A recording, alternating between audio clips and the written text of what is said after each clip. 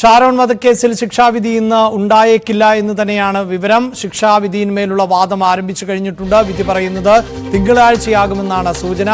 V Vinod വാർത്തയുടെ വിശദാംശങ്ങളുമായി ചേരുന്നുണ്ട്.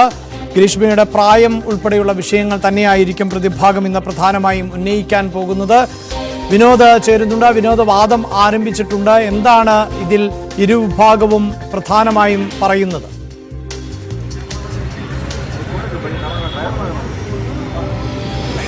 അഭിലാഷ്, ഇപ്പോൾ കോടതിയിൽ വാദം ആരംഭിച്ചിട്ടുണ്ട്. 24 വയസ്സ് മാത്രമാണ് പ്രതിക്ക് ഉള്ളതെന്നും മറ്റ് ക്രിമിനൽ പശ്ചാത്തലമില്ലെന്നും ഗ്രീഷ്മയുടെ അഭിഭാഷകൻ കോടതിയെ അറിയിച്ചു. ശിക്ഷയിൽ പരമാവധി ഇളവ് അനുവദിക്കണമെന്നും ഗ്രീഷ്മയുടെ അഭിഭാഷകൻ കോടതിയെ അറിയിച്ചു. അങ്ങനെ ഒരു ആവശ്യമാണ് ഉന്നയിച്ചത്. എന്നാൽ ഇതിനെ ശക്തമായി തന്നെ പ്രോസിക്യൂഷൻ എതിർത്തിരിക്കുകയാണ്. കേസ് അപൂർവങ്ങളിൽ അപൂർവം എന്ന് പ്രോസിക്യൂഷൻ വാദിക്കുന്നു. ഒരു ചെറുപ്പക്കാരനെ അല്ല കൊന്നത്, സ്നേഹത്തെയാണ് കൊന്നത്. അതായത് സ്നേഹിച്ച് ഒരു കൊലപാതകം നടത്തി എന്ന വാദം വൈകാരികമായ ഒരു കാര്യമായി തന്നെയാണ് നമ്മൾ ഈ വാദത്തെ കാണേണ്ടത്. വീട്ടിലേക്ക് വിളിച്ചു വരുത്തിയാണ് കൊലപാതകം നടത്തിയത്. സ്നേഹം നടിച്ചാണ് വീട്ടിലേക്ക് വിളിച്ചു വരുത്തിയത്. ചെകുത്താന്റെ സ്വഭാവമാണ് പ്രതിക്കെന്നു കൂടി പ്രോസിക്യൂഷൻ പറഞ്ഞിരിക്കുന്നു. അതിനെ അടിസ്ഥാനമാക്കി അവർ ഉന്നയിക്കുന്ന വാദം ഒരു തവണ പരാജയപ്പെട്ടപ്പോൾ വീണ്ടും വീണ്ടും കൊലപ്പെടുത്താനുള്ള ശ്രമമുണ്ട്. അതായത് ഒരു അബദ്ധമല്ല, പെട്ടെന്നൊരു വികാരത്തിന്റെ അടിസ്ഥാനത്തിൽ ചെയ്യുന്ന ഒരു കാര്യമല്ല, ആസൂത്രിതമാണ്, ചെകുത്താന്റെ സ്വഭാവമാണ് പ്രതിക്കെന്ന് പ്രോസിക്യൂഷൻ വാദിച്ചിരിക്കുന്നു. ക്രൂരനായ ഒരാൾക്ക് മാത്രമേ ഇങ്ങനെ ചെയ്യാൻ കഴിയൂ. പ്രതിക്ക് ചെകുത്താന്റെ ചിന്ത എന്ന വാദം കൂടി ഇപ്പോൾ പ്രോസിക്യൂഷൻ കോടതി മുറിയിൽ പറഞ്ഞിരിക്കുന്നു. ആ തരത്തിലാണ് പ്രതിയുടേത് അത്യന്തം ക്രൂരമായ നടപടിയാണ്, അങ്ങനെ ഒരു കൊലപാതകമാണ് പ്രതി നടത്തിയതെന്ന കാര്യമാണ് പ്രോസിക്യൂഷൻ ഇപ്പോൾ കോടതിയെ അറിയിച്ചിരിക്കുന്നത്. അഭിലാഷ്, ഒരുപക്ഷെ ഇന്ന് ശിക്ഷാവിധിയുടെ പ്രഖ്യാപനം ഉണ്ടായേക്കില്ല. രണ്ട് പക്ഷത്തിനും പറയാനുള്ളത് പൂർണ്ണമായി കോടതി കേൾക്കും. ഒരുപക്ഷെ ഈ വാദങ്ങൾക്ക് ശേഷം ഉച്ചതിരിഞ്ഞോ മറ്റോ ഈ വിധി പറയാം, അല്ലെങ്കിൽ ഈ വാദം തീരുന്ന മുറയ്ക്ക് തന്നെ പറയാം. മൂന്നാമതൊരു സാധ്യത മറ്റൊരു ദിവസത്തേക്ക് മാറ്റിവെക്കുക എന്നതാണ്. ഒരുപക്ഷെ മറ്റൊരു ദിവസത്തേക്ക് മാറ്റിവെക്കുമെന്ന സൂചനകളുണ്ട്. ഏത് തരത്തിലായിരുന്നാലും ഈ വാദങ്ങളെല്ലാം അംഗീകരിച്ചുകൊണ്ടായിരിക്കും അല്ലെങ്കിൽ പരിഗണിച്ചുകൊണ്ടായിരിക്കും കോടതി അന്തിമമായ ഒരു വിധിയിലേക്ക് പോവുക. പ്രോസിക്യൂഷൻ ഒരു തരത്തിലുള്ള അനുകമ്പയും ഈ പ്രതിയോട് കാണിക്കുന്നില്ല, കുറ്റവാളിയോട് കാണിക്കുന്നില്ല. ഈ പ്രായത്തിന്റെ കാര്യമൊക്കെ പറയുമ്പോൾ ചെകുത്താന്റെ ചിന്തയാണ് പ്രതിക്കെന്ന കാര്യമാണ് ഒന്നാം പ്രതിക്ക് ഉള്ളത് എന്ന കാര്യം പ്രോസിക്യൂഷൻ പറയുന്നു. ഗ്രീഷ്മ ആസൂത്രിതമായി നടത്തിയ കൊലപാതകമെന്ന് ആവർത്തിച്ച് പ്രോസിക്യൂഷൻ കോടതി മുറിയിൽ പറയുകയാണ്. അഭിലാഷ്, എന്തായാലും പ്രായം വളരെ കുറവായിരുന്നു ഇങ്ങനെ ഒരു കുറ്റകൃത്യം ചെയ്യുമ്പോൾ എന്നുള്ളതാണ് പ്രധാനമായും ഇപ്പോൾ ഗ്രീഷ്മയുടെ അഭിഭാഷകൻ കോടതിയിൽ ഉന്നയിക്കുന്നത്. അതിന്റെ പരിഗണന ലഭിക്കണം. അതുമാത്രവുമല്ല, വലിയ ക്രിമിനൽ പശ്ചാത്തലമോ മുൻ ക്രിമിനൽ പശ്ചാത്തലമോ ഒന്നും തന്നെ ഇല്ല എന്നുള്ള വാദമടക്കം ഉന്നയിക്കുന്നുണ്ട്. അതേസമയം പ്രോസിക്യൂഷന്റെ വാദങ്ങൾ എന്നത് ഇത് ചെറിയ കുറ്റകൃത്യമായി ഇതിനെ കണക്കാക്കാൻ സാധിക്കില്ല.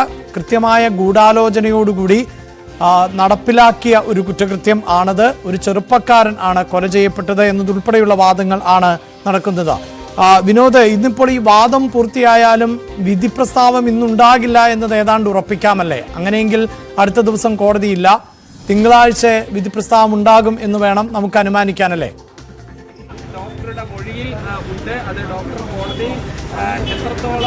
അഭിലാഷ്, അതിൽ വ്യക്തത വരേണ്ടതുണ്ട്. ഏതായിരുന്നാലും പ്രതി ചെയ്ത ക്രൂരതയുടെ കാര്യങ്ങൾ പ്രോസിക്യൂഷൻ എണ്ണി പറയുകയാണ്. 11 ദിവസം ഷാരോൺ അനുഭവിച്ച മരണവേദന സമാനതകൾ ഇല്ലാത്തതാണ്. ഈ പാരാക്വിറ്റ് എന്ന് പറയുന്ന നാശിനി അല്ലെങ്കിൽ കീടനാശിനി ചുണ്ട് മുതൽ മലദ്വാരം വരെ പൊള്ളിക്കുന്നതായിരുന്നു. രക്തസ്രാവമുണ്ടായി ഈ ചെറുപ്പക്കാരൻ. അപ്പോൾ ആ ഒരു വ്യക്തി ശാരീരികമായി അനുഭവിച്ച വേദന അത് എത്രമാത്രമുണ്ട്. ഈ 11 ദിവസം പ്രാണവേദനയോടുകൂടി ആ ചെറുപ്പക്കാരൻ കഴിയേണ്ടി വന്നു. ഇങ്ങനെ സ്നേഹിച്ച് വിഷം കൊടുക്കുകയായിരുന്നു. ചെകുത്താന്റെ ചിന്തയാണ് പ്രതിക്കെന്ന് പറയുന്നു. വൈകാരികമായ മുഹൂർത്തങ്ങൾ തന്നെയാണ്. ഒരുപക്ഷെ നമ്മൾ ഈ നിയമത്തിന്റെ വാക്കുകൾക്കപ്പുറം അല്ലെങ്കിൽ ആ സെക്ഷൻ പറഞ്ഞുള്ള വാദങ്ങൾക്കപ്പുറത്തേക്ക് പ്രോസിക്യൂഷൻ ഇപ്പോൾ കൃത്യമായി ഒരു വൈകാരികമായ വാദങ്ങൾ തന്നെ ഉന്നയിക്കുന്നു എന്ന് പറയേണ്ടിയിരിക്കുന്നു. കാരണം ഒരു ചെറുപ്പക്കാരൻ്റെ മരണം അത് എത്രമാത്രം ക്രൂരമായിരുന്നു എന്നത് കോടതിയെ ബോധ്യപ്പെടുത്താൻ അവർ ഉപയോഗിക്കുന്ന വാക്കുകളും ആ വാദങ്ങളും ആണ് നമുക്ക് ഇപ്പോൾ ലഭിക്കുന്നത്. അതാണ് നമ്മൾ പ്രേക്ഷകരുമായി പങ്കുവെക്കുന്നത്. സ്നേഹം നടിച്ചാണ് വീട്ടിലേക്ക് വിളിച്ചു വരുത്തിയത്. പ്രണയമെന്ന മഹത്തായ വികാരം, ആ വികാരത്തെയാണ് കൊലപ്പെടുത്തിയത് എന്ന കാര്യം പ്രോസിക്യൂഷൻ പറയുന്നു. പ്രതിഭാഗം നമ്മൾ നേരത്തെയൊക്കെ റിപ്പോർട്ട് ചെയ്തതുപോലെ നമുക്കറിയാമായിരുന്നു ഇങ്ങനെയായിരിക്കും പ്രതിഭാഗം പറയാൻ പോകുന്നതെന്ന്. 24 വയസ്സ് മാത്രമാണ് പ്രതിക്കുള്ളതെന്നും മറ്റ് ക്രിമിനൽ പശ്ചാത്തലമില്ലെന്നും ശിക്ഷയിൽ ഇളവ് വേണമെന്നുമുള്ള കാര്യങ്ങളാണ് പ്രതിഭാഗം ഉന്നയിച്ചത്. ഭാവി എന്ന ഒരു കാര്യം ചൂണ്ടിക്കാട്ടുന്നു. ചെറിയ പ്രായമാണ് പ്രതിക്കുന്ന ഈ കുറ്റവാളിക്കെന്ന കാര്യമാണ് പ്രതിഭാഗം ചൂണ്ടിക്കാട്ടുന്നത്. പക്ഷേ നമ്മൾ ഏറ്റവും പ്രധാനമായി കാണേണ്ടത് പ്രോസിക്യൂഷന്റെ നിലപാട് തന്നെയാണ്. ഷാരോണിന്റെ വീട്ടുകാർ കഴിഞ്ഞ ദിവസം പങ്കുവച്ച വികാരം, അവർ കണ്ണീരോടെ പറഞ്ഞത് പരമാവധി ശിക്ഷ പ്രതിക്ക് നൽകണം, കുറ്റവാളിക്ക് നൽകണം എന്ന കാര്യമാണ്. ആ വികാരം പൂർണ്ണമായി ഉൾക്കൊണ്ടുകൊണ്ട് തന്നെയാണ് പ്രോസിക്യൂഷന്റെ വാദങ്ങൾ. ഏതായിരുന്നാലും ഏത് തരത്തിലുള്ള ശിക്ഷയാകും ഉണ്ടാവുക എന്ന് കാത്തിരുന്ന് കാണേണ്ടതാണ്. ഒരുപക്ഷെ ഇന്ന് ഈ ശിക്ഷാ പ്രഖ്യാപനം ഉണ്ടാകും, അല്ലെങ്കിൽ അടുത്ത ദിവസമായിരിക്കും ശിക്ഷ വിധിക്കുക. അഭിലാഷ്.